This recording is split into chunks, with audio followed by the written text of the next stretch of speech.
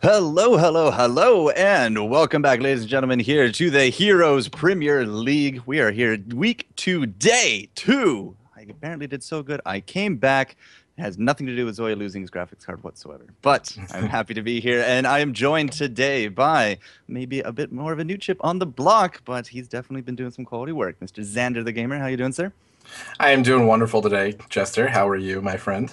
I am doing quite well. High spirits. Had a really great day number 1 yesterday. Some amazing games were being I played know, out. I saw that. You did a great job, dude. Oh, thank you. I'm glad you enjoyed it. And I'm just excited here to be in day 2 to see these games again firsthand because these guys are the best of the alpha right now. And I got to say, that backdoor strat yesterday by Symbiote Gaming blew my mind. I'm still talking about it in my various chats today. That was intense. That was quite intense. I just sat there kind of wide-eyed, jaw dropped. I was just like, okay, this is happening. They're doing this, and then it just happened.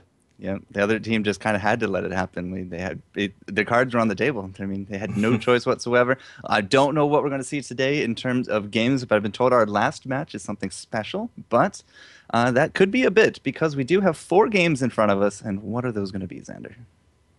Well, we do have 4 games ahead of us today. It looks like the first game is going to be a wonderful game between Vega Squadron and Team Empire, followed up by another game that will be between Team Blame Game and ESV Tempest, Team Prism versus Team I2 Hard, and then a final game of Clairvoyant Gaming versus Team 2 Arc Odyssey.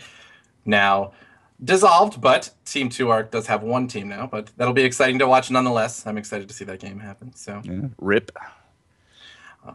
rip and pepperonis. Rip and pepperonis. Yeah, well, alpha is alpha. I mean, teams are going to be coming and going. We don't even have like a huge base as of yet, but the fact that we do have teams vying for these competitive controls is a good thing. And to go off of good things, we just had a big news announcement there from Heroes of the Storm as well, because when we come back after the Void Week, we're actually going to have custom games and replays I enabled. know, that's exciting. That's Oh, exciting news. like the things that could do for the competitive scene are just, oh, I'm all The tingly. amount of enjoyable streams and replays to watch will be aplenty. I am so excited myself to be able to finally have custom games and replays that Customer's work and we paradise. don't have to fix them up ourselves. I'm so excited. Yes, it'll be something to behold. So, with that being said, we do have some replays here today. You might notice on today's matches, we are actually not going to be doing Wildfire versus Team No Breaks. And unfortunately, it was the Q monster, man. Like, he was just too powerful. We couldn't down him, and the teams just couldn't get matched up. So, we're just going to leave it at that. Rules say if they don't get matched up, game's a draw. So, no replay, no game. We're going straight to game number 2, which is I2 Hard up against Prism. Is that or are we doing Vega Squadron versus Team Empire next? It's a great question. Because I believe on the schedule we have Vega Squadron versus Team Empire, but I could be wrong. Well, I believe I also have Vega Squadron versus Team Empire loaded, so I'm just going to avoid today's matches and go straight into the draft. How's that? That sounds absolutely wonderful to me. I'm totally fine with going into the draft. So, do we want to get this started with a 3-2-1? We shall, sir. Okay. And go 3-2-1 go. And it looks like the ban and pick phase is underway. Who do you think we're going to see for a purse ban here, my good friend Jester? Well, if I was a betting man, I would say Tychus is going to either be a first pick or a first ban, but he's not going to be in those bans Not. today. We got a Tychus and not a Tychus, sorry, a Tyrael and an Uther on the board. Uther. Two solid picks that I would say you usually see either picked or banned each game nowadays. I mean, surprising to see them both be picked immediately to be banned out, but not surprised. And not surprised with that pick of Arthas as well. First from Evil Bastro. No, they're definitely a very strong tank in that Arthas. So now I'm just trying to think, why would Vega Squadron ban out the Tyrael, and what does the Tyrael bring to the table? I mean, an Uther is understandable, ghost form, stuns for days, double heals. It's all fun stuff like that. But a Tyrael, like, are they that afraid of a judgment? I mean, the Judgment, you see him sometimes even with Vala, too. The Judgment and then the Leap, and then just so they both can just put out a lot of damage together. So I could see that being something exciting or scary. But looks like we're going to see a pickup of Brightwing and Tychus from Team Empire, Noodles and Fabio. I mean, Tychus, I'm not even surprised remotely. Not at all. No. As I said, he's usually first pick, first ban material, and well, he does get through that first picks there for Empire. Pairing him with a Brightwing, very mobile, lots of healing, especially with an Uther ban out there. You only do have a few other real heals. I mean, Tassadars are being a very favored pick here in this phase of the alpha simply because of shields. But you know, for those raw heals, it's down to basically Rhaegar, Brightwing, and Uther at this point. Yeah, absolutely. I definitely wouldn't be surprised if next we see something like a Tassadar, or even especially a popular pick with the Tychus too is always going to be something like Rhaegar, just like you said. And I wouldn't be surprised if we see those things coming up next year, or if there's even a counter pick from Team Vega Squadron to stop that from happening on their side as well. Always terrifying seeing that Bloodlust and then Tychus. And it looks like that's going to be a pickup of Kerrigan. And there's the Rhaegar from Slimer on Team Vega Squadron. So just take a quick step back. You know, today's matches are actually out of order compared to the website. So we do apologize for that. But we will be going in order according to the website.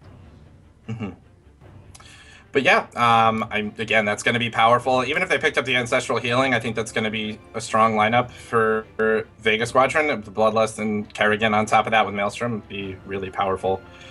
So I'm definitely not surprised to see these picks coming out. And I'm interested. Who do you think Empire's going to pick up next, Chester? Well, they got themselves a healers. They got themselves Tychus for the damage. So getting themselves a strong tank is definitely going to be something that they're going to be needing here. I mean, at the same time, Uther is out. He does double as that support and tank. So I wouldn't be surprised to see a Sonya coming out. Tyrion's not going to be available. Arthas has already been picked. So that leaves us also with a possible Diablo pick because he can definitely get very strong. The same side, Chen. We've been seeing more and more of Chen actually coming out ever since he was released into the Nexus. And up against this lineup, I mean, right now it's only Kerrigan that can actually interrupt that drinking ability. And I find myself to be quite a fan of Chen as well, just because in real life, I feel like he and we resemble each other a little bit. And I'm excited to see him getting picked as much as he does. He's a big, wonderful panda with a big, wonderful beard, and he loves to drink. I mean, it's great. It's a great thing. The similarities are uncanny, Xander. I know, just absolutely uncanny. I mean, look at that beard. I mean, it's no dunk train beard, but it's a wonderful beard. And yeah, I think he's a great pickup. Both of his ultis are really fantastic. The positioning that you can get out of his barrel and the bullying you can do with his barrel is great too. And then the split from all three of his forms that he gets from his other ulti as well is just fantastic for keeping him alive in any team fight. So I think that's a great pickup for them, and it'll be fantastic going up against the team that they already have there. Looks like it'll be Raynor picked up from Styler Best, and Dizzy will be picking up the Tyrande. What do you think of those two picks there, Jester? Tyranda's an interesting one for me. I'm not sure I actually saw a Tyrande at all yesterday. I'm just trying to go through the mental note here of my head.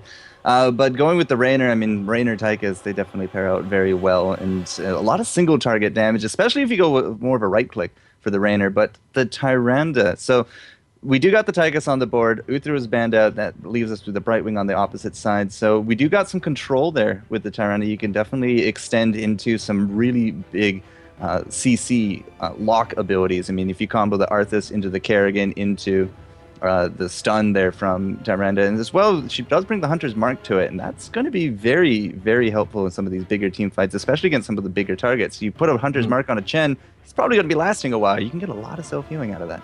Yep. It's going to be... I'm excited to see what I think. And it looks like the Sergeant Hammer will be picked up next. What do you think of the Hammer pick?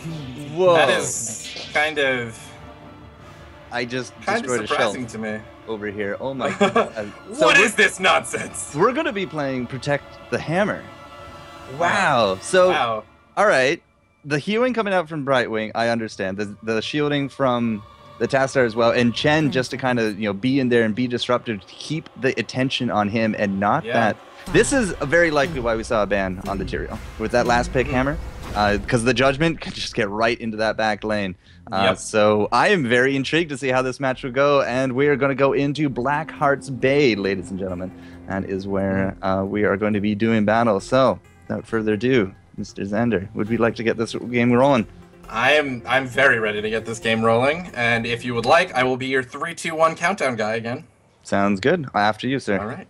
Okay, and we will start in 3, 2, 1, go.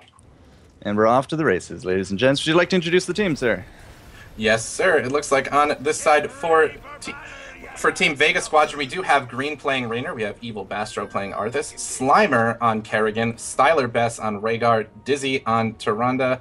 And would you like to do the other team? Would you like to do 1-1 here? Team Empire, get us in there, get a little introduction. Yeah, sure. Noodles down there with that Brightwing is going to be paired off with the Sergeant Hammer, it seems, for the bottom lane, is being played by Tima.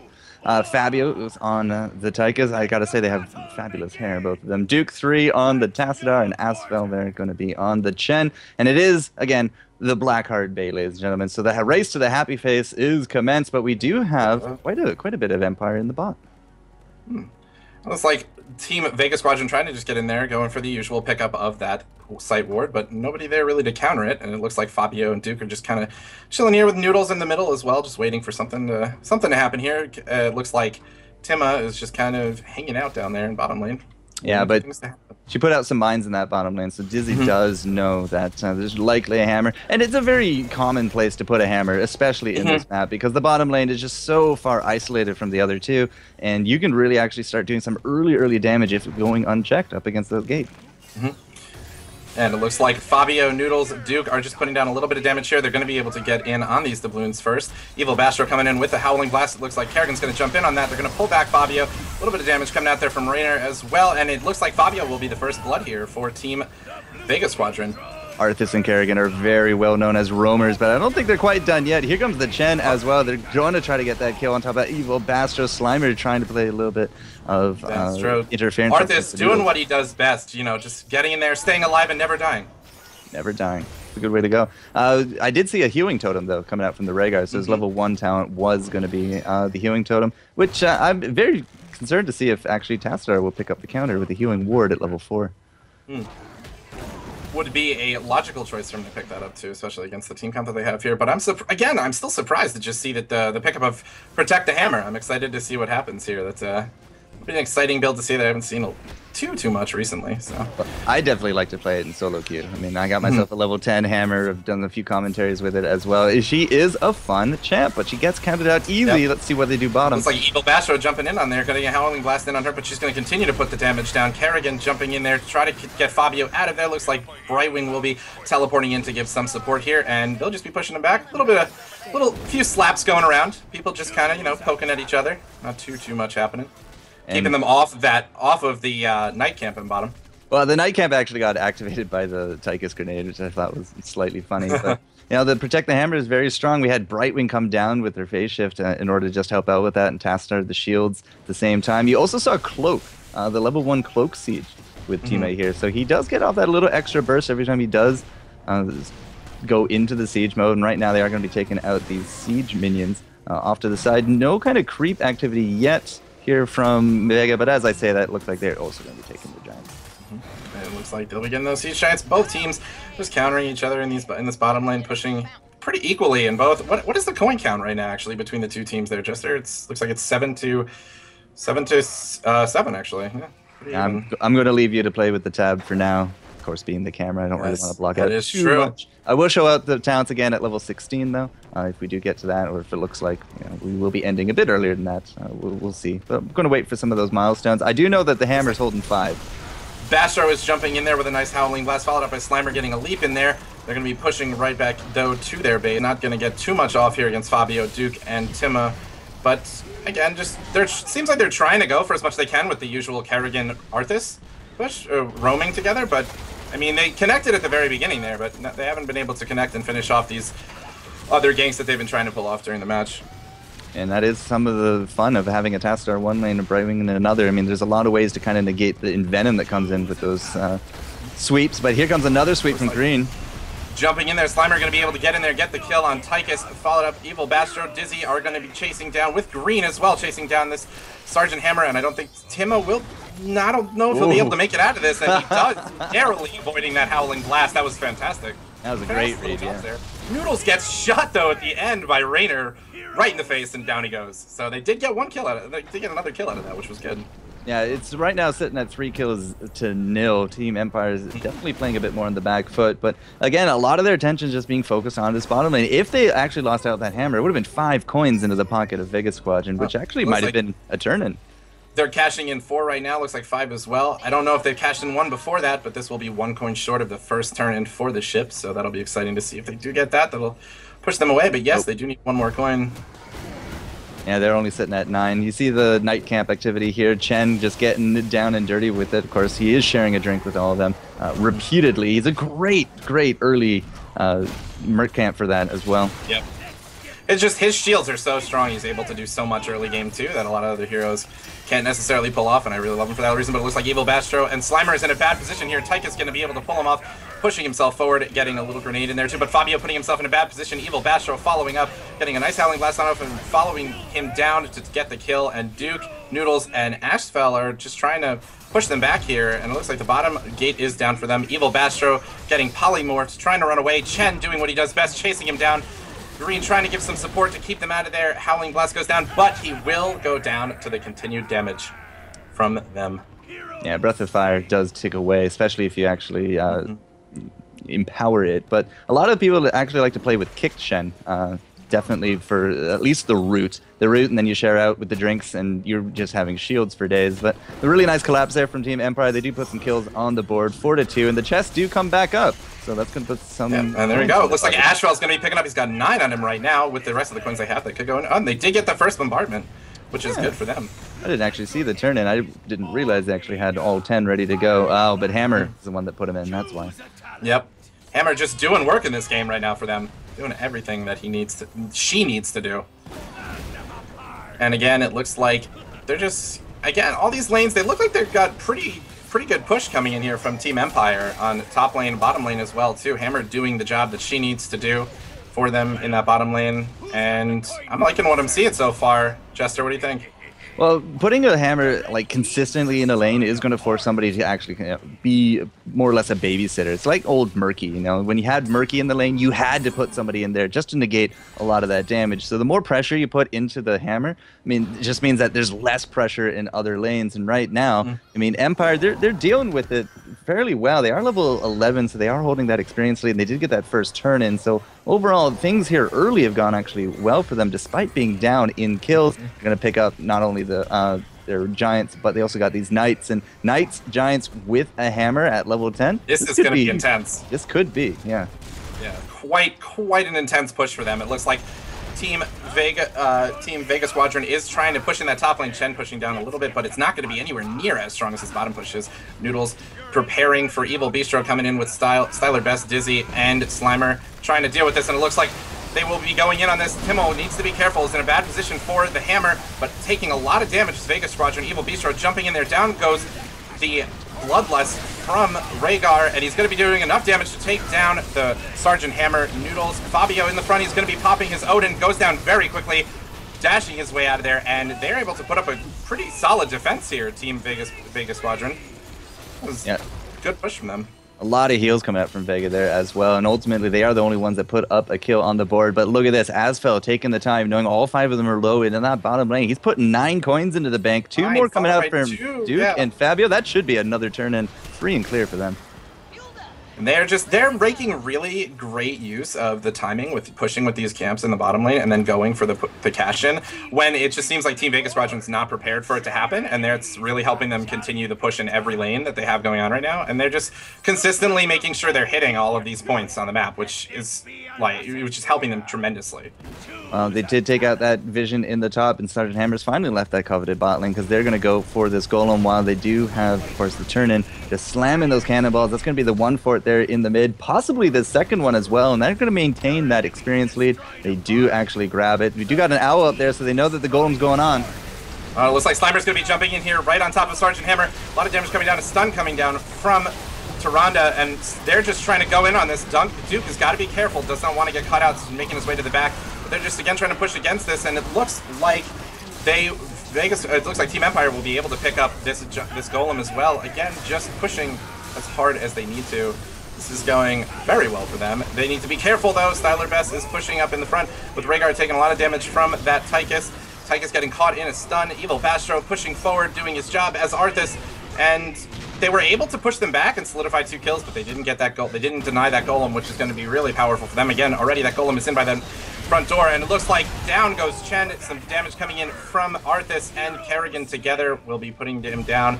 Green making his way out, Evil Bastro following him up as well. Styler Best looks like he will be recalling. That got pretty intense pretty fast. There were definitely the kills that went down for Team Empire, but they made up for having that golem pushed incredibly hard for them, which is really good.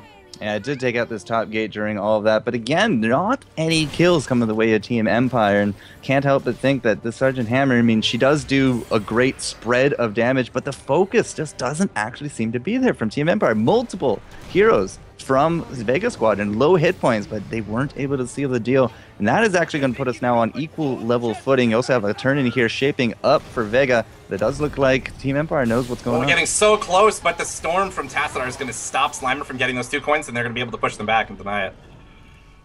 It's really solid for them. Tassadar clutch storm. Tassadar storming around. 6 coins left there on the Kerrigan. I saw 3 more. Yeah, Green is actually going to be holding the next 3. And chests are up. More coins going to be going into the pocket here of Empire, but they are sticking, really together now. I mean, right now it's all about protecting this hammer. But Bastro coming in there. Oh, wait, yes, just on the edge. The Howling Blast grabs him, but he almost can take it out. He's able to jump his way out of there. That was so close. Oh. Had that CC combo actually been a lockup, that would have been really disastrous here for Team M, because not only would they be down 5v4, but that bottom lane pressure is now basically gone. Would have easily resulted in the turn-in, I feel. It looks like Slimer will be jumping in there a little bit on Noodles. Noodles is going to be making his way back. Fabio just sitting there posturing a little bit, trying to get a little damage in there, keeping them off. And they will be just continuing pushing with this strong bottom lane that they have. Top lane, I don't know if you noticed as well, too. They did pick up the Knights again, which has been helping to push top lane after the Golem push as well. And this is just looking really strong for Team Empire here. To me, they're doing everything that they need to be doing right now. They need to be careful. It looks like they're going to be collapsing in here and here.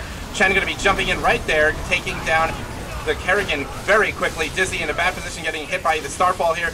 And down she goes. Evil Bastro in the middle of all this. Noodles bringing down the healing as much as he can. Fabio in the Odin doing damage. And it looks like Chen again will be following up. And Team Empire just absolutely dominating in that team fight.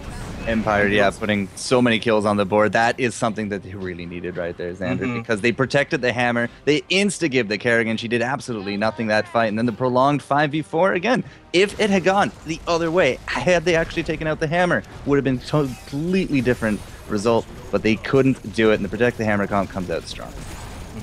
And again, they're pushing really strong in this bottom lane, and they have the continued push in the top lane. That's one thing that I think Mercs do great.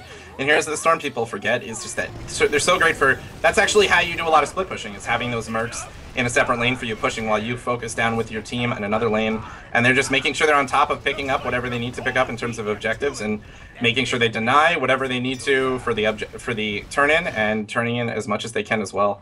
And it's working out tremendously well for them right now. It looks like they're going to be collapsing on top of those bottom Knights, but having 4 Siege Giants in this bottom lane, that gate just does not exist anymore. Tyrande and Kerrigan are going to be going for their own counter push into the top, but right now I would say that Team Empire, I mean, after that last fight, they got to be feeling really good. They are level 16 to the 15 here, so they have a small, extra talent window up against Vega. Speaking of those talents, take a quick look, put them there on the screen for you guys, because I don't really see a fight happening in the next few seconds here. It looks like they're just, again, focusing on getting down as many objectives as they can. It looks like there was the Owl from Tyrande. Did see them all standing in mid lane, looking ready to cash in. Fabio putting in 4 coins here for them. 1 coin on Noodles. They do need a few more to get this cash in, but they're just, they're just kind of avoiding for right now, just getting as many coins as they can to do these objectives and to keep pushing consistently as they have been. Team Empire is just really... playing it safe. They don't need to engage for any reason. They can just continue to push in all the lanes. And this is one of the maps where you don't necessarily actually have to team fight in order to end the game. All you can do is just sit back, get all those coins, and if you can control the turn-in, Cannonballs are going to be winning you the game just easy as that. But, we do have the hammer. I mean, the hammer's great for this kind of stuff. She pushes. She's great for the lane. She attracts a lot of attention. Great for the siege damage, but they're going to be using that damage right now for this golem, but it's pretty clear, I think, right now to Vega what's going on up here.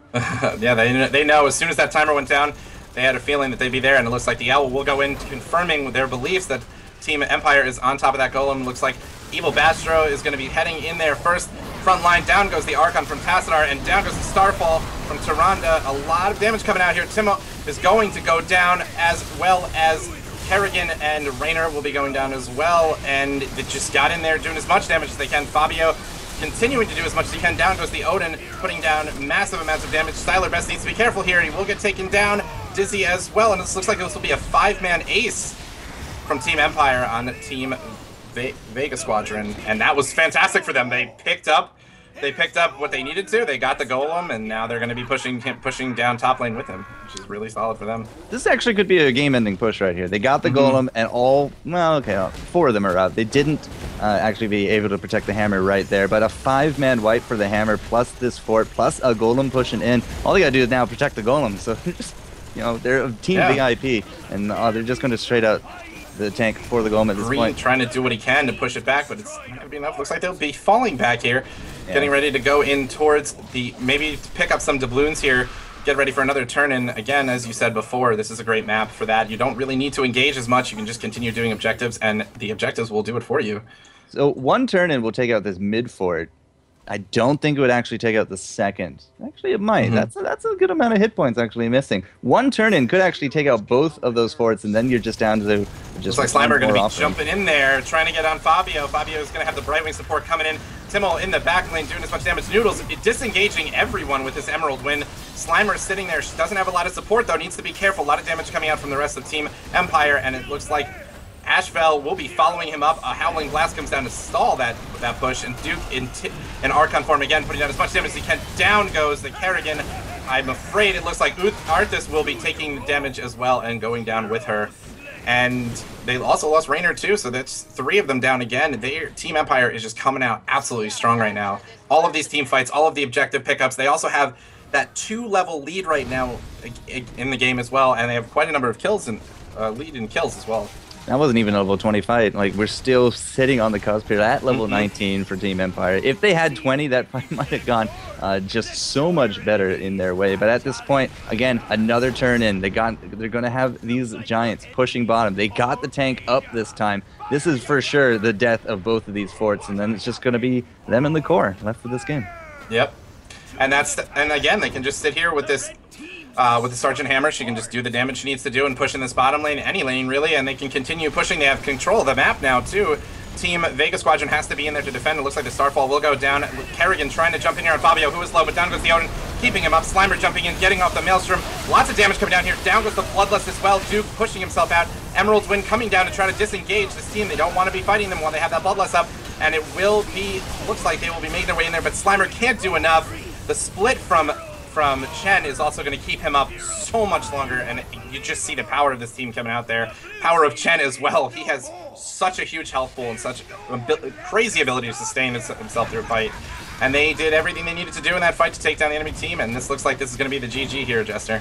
Playing it safe, I like it, but hey, in the beginning, it may be a little bit rocky, but Team Empire coming out swinging, taking the kill lead 19-10, 21-18 with a 3-level difference.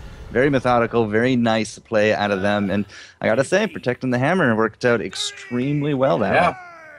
And they got, I think it is definitely a good thing to note too, they got incredibly lucky having Hammer on that map too. That bottom lane is so good for Hammer, and she performs really well on this map too, being able to push down and do objectives in the way that you can on Blackheart's Bay. It was a really fantastic map for them to have that, and I think that definitely helped with their ability to execute the team that they chose to go with.